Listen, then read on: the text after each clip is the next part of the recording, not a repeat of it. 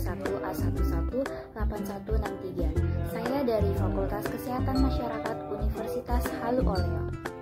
Nah, kali ini saya akan membahas mengenai cara pengukuran antropometri dan survei konsumsi makanan dengan metode Food Recall 24 jam dan Semi Food Frequency Questionnaire. Langsung saja, check it out! Antropometri berasal dari kata antropos dan metros, di mana antropos berarti manusia dan metros berarti ukuran. Antropometri berarti pengukuran dimensi fisik dan komposisi tubuh manusia. Kegiatan yang dilakukan dalam antropometri antara lain seperti penimbangan berat badan, pengukuran tinggi badan, dan pengukuran lingkar lengan atas atau lila. Berat badan merupakan salah satu antropometri yang memberikan gambaran massa tubuh, otot, atau lemak. Berat badan diukur dengan alat ukur berat badan dengan suatu satuan kilogram. Dengan mengetahui berat badan seseorang, maka kita akan dapat memperkirakan tingkat kesehatan atau gizi seseorang. Cara pengukuran berat badan. Yang pertama, periksalah timbangan yang akan digunakan apakah sudah menunjukkan angka 0 pada keadaan seimbang. Yang kedua, orang yang akan ditimbang diminta melepaskan alas kaki dan barang-barang lain yang dapat mengganggu pengukuran. Orang yang ditimbang dipersilahkan untuk berdiri tepat di tengah timbangan. Selanjutnya, pengukur berdiri tepat di depan orang yang ditimbang. Yang terakhir, catat hasil pengukuran dengan satuan kilogram. Tinggi badan merupakan antropometri yang menggambarkan keadaan pertumbuhan skeletal. Dalam keadaan normal, tinggi badan tumbuh bersamaan dengan pertambahan umur. Pertumbuhan tinggi badan tidak seperti berat badan, relatif kurang sensitif terhadap masalah defisiensi gizi dalam waktu yang pendek. Nah, adapun cara pengukuran tinggi badan dilakukan dengan menggunakan alat mikrotois. Adapun prosedurnya yaitu yang pertama, cari tempat dengan alas rata dan dinding yang tegak lurus. Yang kedua, gantungkan mikrotois secara tegak lurus pada dinding dengan terlebih dahulu menariknya sampai angka 0. Yang ketiga, orang yang akan diukur diminta untuk melepaskan alas kaki, topi, dan lain-lain yang dapat mengganggu pengukuran tinggi badan.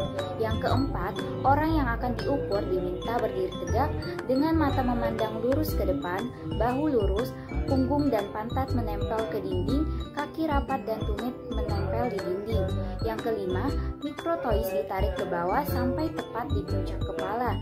Yang keenam, pembacaan sampai milimeter terdekat dilakukan dengan mata memandang sejajar dengan jarum penunjuk mikrotois. Nah, pada pengukuran tinggi badan dan berat badan, di sini saya tidak melakukannya secara langsung dikarenakan keterbatasan alat. Untuk itu, data tinggi badan dan berat badan saya peroleh berdasarkan hasil pengukuran 3 responden di Puskesmas dan Dinas Kesehatan pada bulan Januari dan bulan Maret. Adapun datanya dapat dilihat pada tabel di samping. Nah, ketika data tinggi badan dan berat badan telah kita dapatkan, nah selanjutnya kita dapat menghitung indeks massa tubuhnya.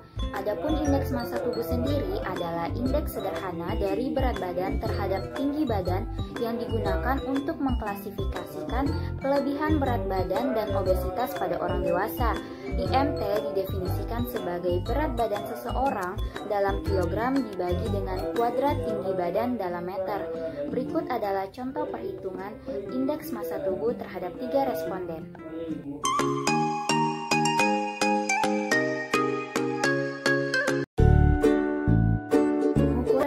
Adalah suatu cara untuk mengetahui resiko kekurangan energi protein atau KEP wanita usia subur. Pengukuran lila pada kelompok wanita usia subur baik ibu hamil merupakan salah satu cara deteksi dini yang mudah dan dapat dilaksanakan oleh masyarakat awam untuk mengetahui kelompok beresiko KEP atau kekurangan energi kronik.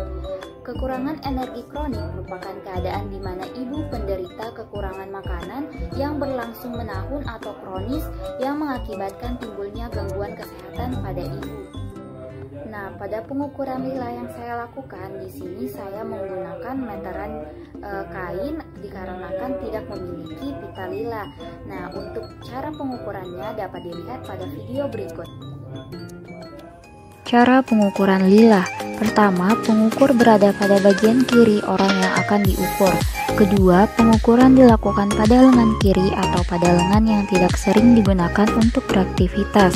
Ketiga, orang yang diukur diminta untuk membengkokkan siku 90 derajat, kemudian cari tonjolan tulang pada bahu dan punggung siku.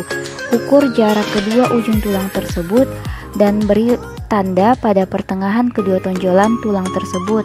Yang keempat, lingkarkan pita ukur secara pas pada lengan setinggi tanda tadi. Dan yang terakhir, baca dan catat hasil pengukuran sampai milimeter terdekat.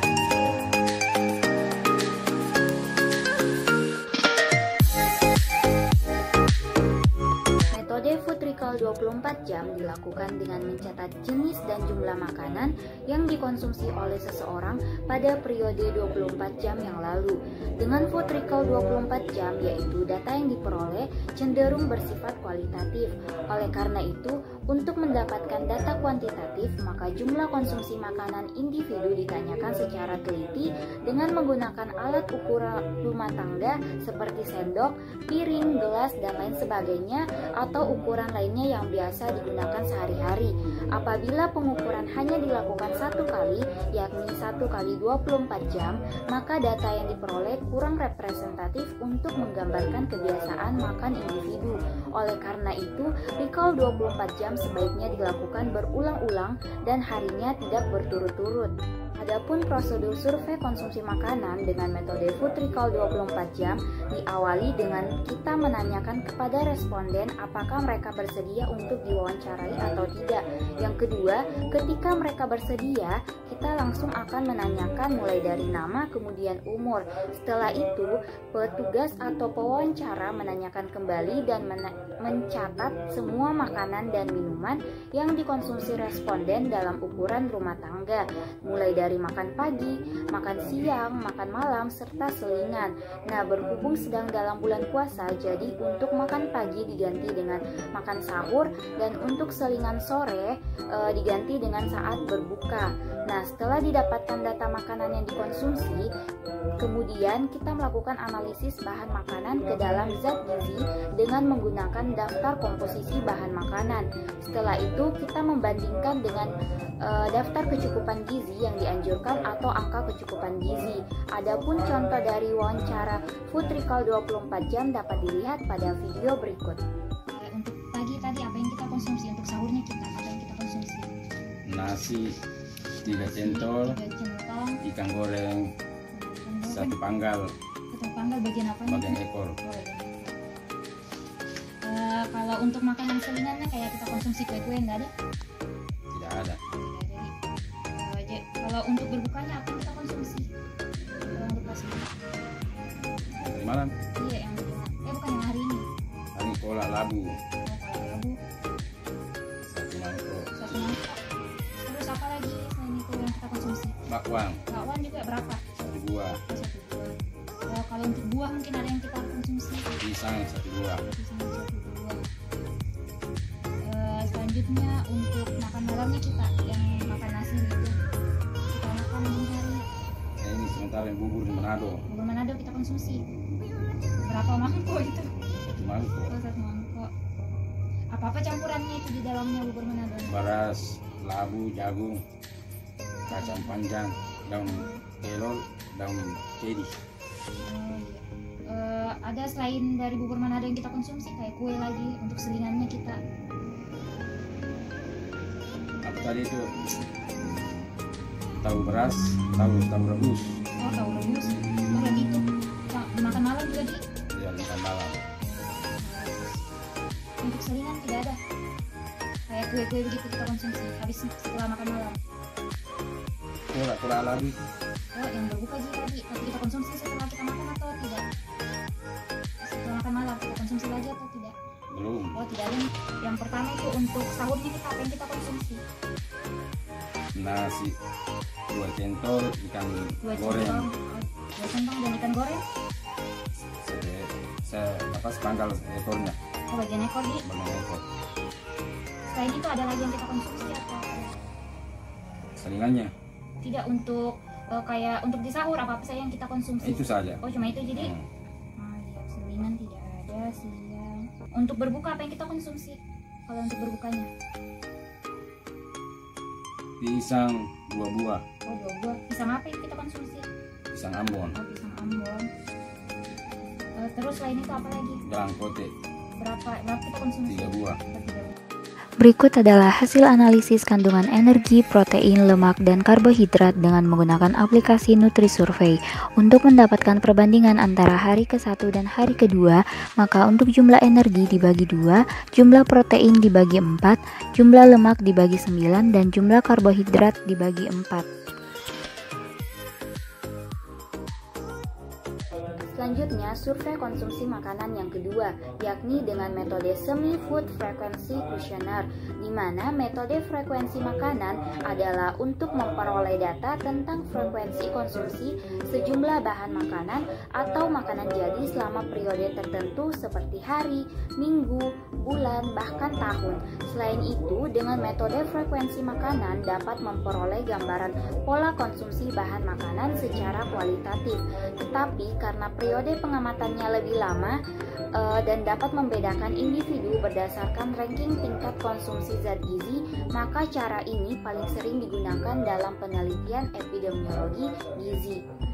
Adapun prosedur dari Semi-Food Frequency Questionnaire yang pertama yaitu subjek diwawancarai mengenai frekuensi mengkonsumsi jenis makanan sumber zat gizi yang ingin diketahui, apakah harian, mingguan, bulanan, atau tahunan. Yang kedua, subjek diwawancarai mengenai ukuran rumah tangga dan porsinya.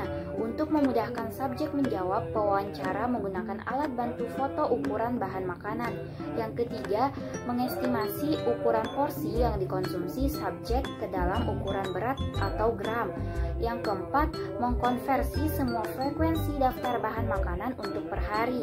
Yang kelima, mengalihkan frekuensi per hari dengan ukuran porsi atau gram untuk mendapatkan berat yang dikonsumsi dalam gram per hari. Yang keenam, hitung semua bahan makanan yang dikonsumsi subjek penelitian sesuai dengan yang terisi di dalam kuesioner.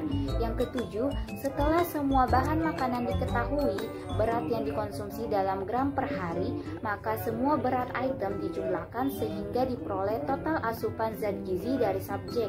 Yang kedelapan, cek dan teliti kembali untuk memastikan semua item bahan makanan telah dihitung dan hasil penjumlahan berat atau gram bahan makanan tidak terjadi kesalahan.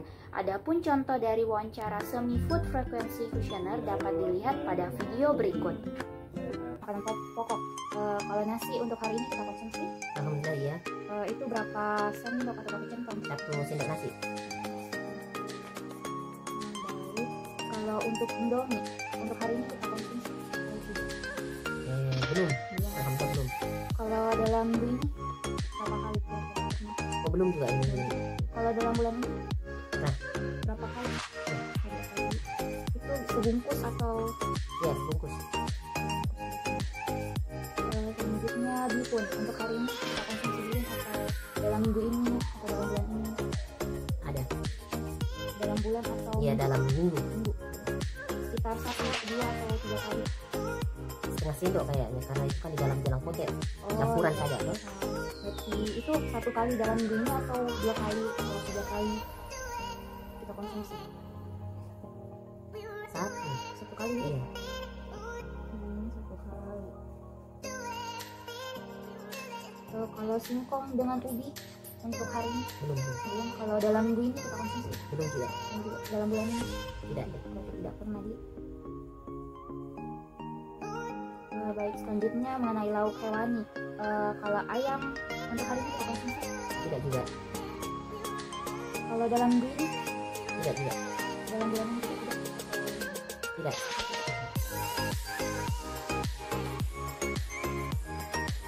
Kalau ikan dalam untuk hari ini kita konsumsi? Ada. Berapa kali kita makan? 1 kali atau 2 kali? 2 kali. Kali campur dengan berbuka? Iya. Itu berapa potong? Potong. Potong bagian apa? Ah,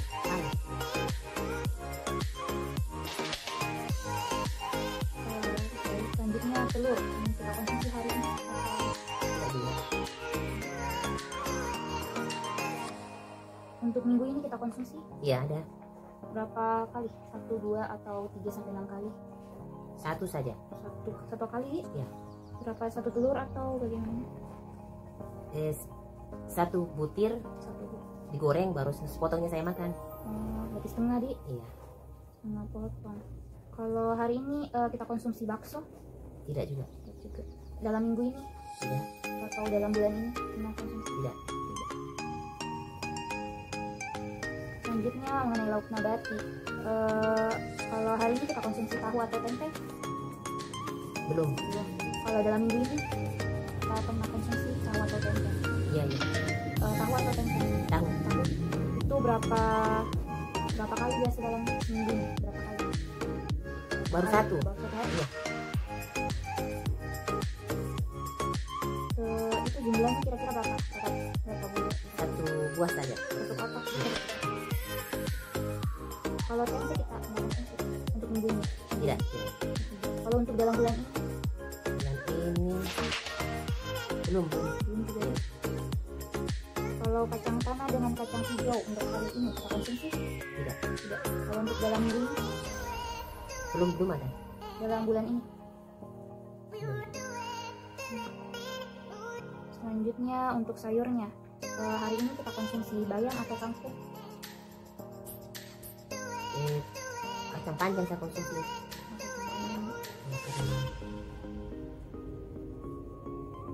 Kira-kira itu berapa? Itu kan dicampur-campur itu berat. Itu berapa, kalau kangkung itu berapa sendok? Biasa kita Konsumsi 2 sendok makan. sendok makan, Di. Itu apa campurannya tadi? Kacang panjang, Terus daun ubi, daun pepaya, kelikir, sama kelapa muda.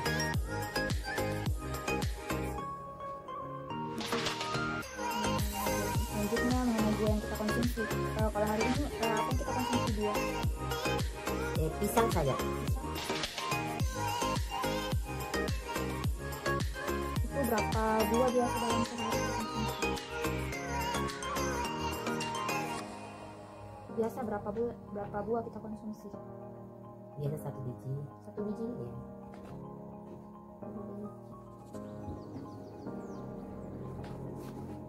Kalau penggunaan gula atau minyak itu biasa berapa? Kalau dalam hari ini biasa kita gunakan berapa sendok gula atau minyak dulu? Itu sebenarnya tergantung kebutuhan juga. Kalau banyak yang digoreng, banyak juga. Kalau untuk gula kan biasa pakai untuk teh, biasa 1 berapa sendok per gelas. 1 sendok per gelas.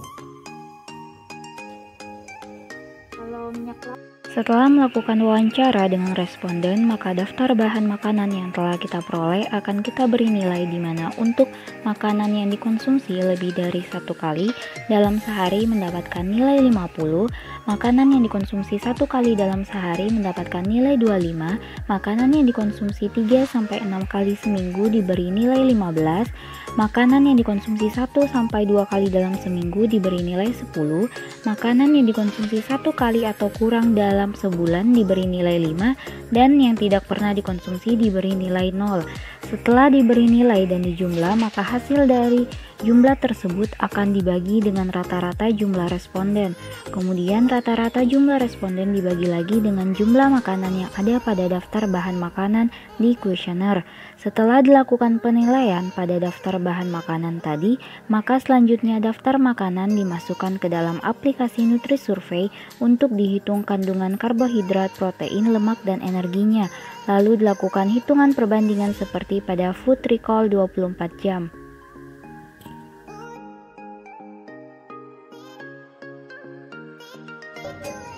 Nah, itulah tadi sedikit penjelasan mengenai pengukuran antropometri dan survei konsumsi makanan dengan metode Food Recall 24 jam dan Semi Food Frequency Questionnaire. Lebih dan kurangnya mohon dimaafkan. Wassalamualaikum warahmatullahi wabarakatuh.